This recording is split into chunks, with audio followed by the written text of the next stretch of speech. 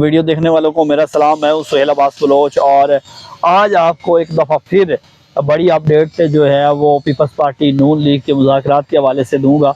मुस्लिम league नून और peoples party के मुज़ाकरात जो हैं वो कामयाब क्यों नहीं हो रहे, इसकी वजह क्या है? मुस्लिम लीग नून और पीपल्स पार्टी दोनों जो हैं वो इक़्तिदार की जंग में हैं और ये जितनी देर तक इनके मामला तय नहीं होते मुज़ाकरात का सिलसिला जारी रहेगा। लेकिन इससे बड़ी खबर जो है वो आपसे शेयर करने जा रहा हूँ कि मुस्लिम लीग नून और पीपल्स पार्टी का इत्तेहाद जो है वो कामयाब होता हुआ दिखाई नहीं दे रहा।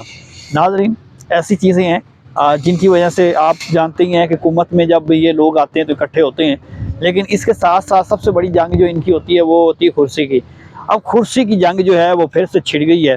मुस्लिम लीग नून और पीपल्स पार्टी मुसलसल जो है वो एलामिये जारी कर रही है मुलाकातों के कि हमारे जो मामलात हैं वो तय पा गए हैं, लेकिन ऐसी कोई बात नहीं, अभी तक मामलात जो हैं वो नतीजा खेज नहीं हो सके।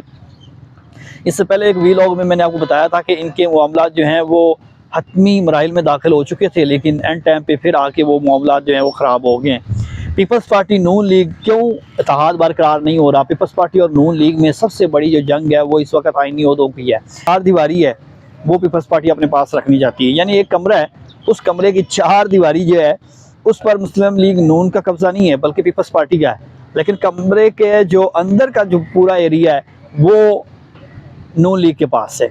अब मुझे ये बताइएगा कि जब इस तरह के मामलात होंगे तो फिर मुज़ाकरात कैसे कामयाब होंगे? पीपल्स पार्टी तमाम कमरे की हदूद जो है वो बैरूनी हिस्सा अपने पास रखना चाहती है और जो कमरे के अंदर क्या है वो जब बैरूनी हिस्से खुलेंगे तो पता चलेगा, लेकिन कमरा जो है वो जगह इतनी महदूद है कि नून लीग तंग गली में नहीं जाना चाहती।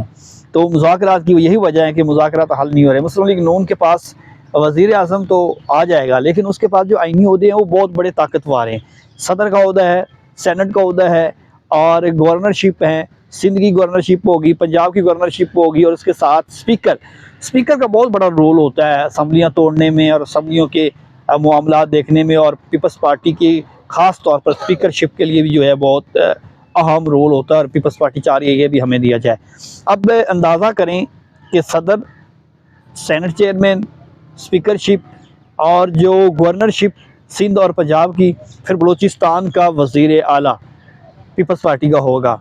ये मेन ओहदे हैं जो मुस्लिम लीग नून से मुतालबा किया जा रहा है कि ये आराम से हमें थाली में रख के दे दें, वरना जो है वो हम आपके साथ इत्तेहाद नहीं करेंगे और इत्तेहाद जो है वो फिर नुकसानदेह हो सकता है, क्योंकि पीपल्स पार्टी अगर पीटीआई के साथ मिल जाती है तो हुकूमत उनकी बन जाएगी।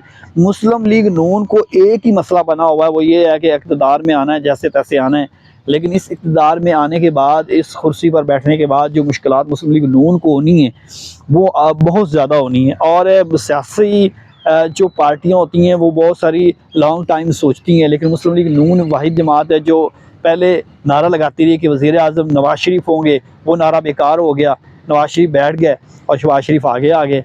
अब शहबाज शरीफ वज़ीर आज़म तो बन जाएंगे, लेकिन उनका इत्तेहाद जो है वो बरकरार नहीं रहेगा। मुस्लिम लीग नून और पीपल्स पार्टी का इत्तेहाद किसी तरह से भी अगर बन जाता है तो जो ज़राए बता रहे हैं 1 साल ये बड़ी मुश्किल चलेगा और पीपल्स पार्टी और नून लीग की राहें जो हैं वो जुदा हो जाएंगी और इसका नुकसान मुल्क को होगा और फिर से वही जो है वो गिरफ्तारियों का सिलसिला होगा, मुस्लिम लीग नून की केसेस दोबारा से खुलना शुरू हो जाएंगे। तो ये थी आज की इन्फॉर्मेशन। वीडियो अच्छी लगी शेयर कीजिएगा, लाइक कीजिएगा, कमेंट्स कीजिएगा और सुहेल अब्बास बलोच को दीजिए इजाज़त। खुदा हाफिज़।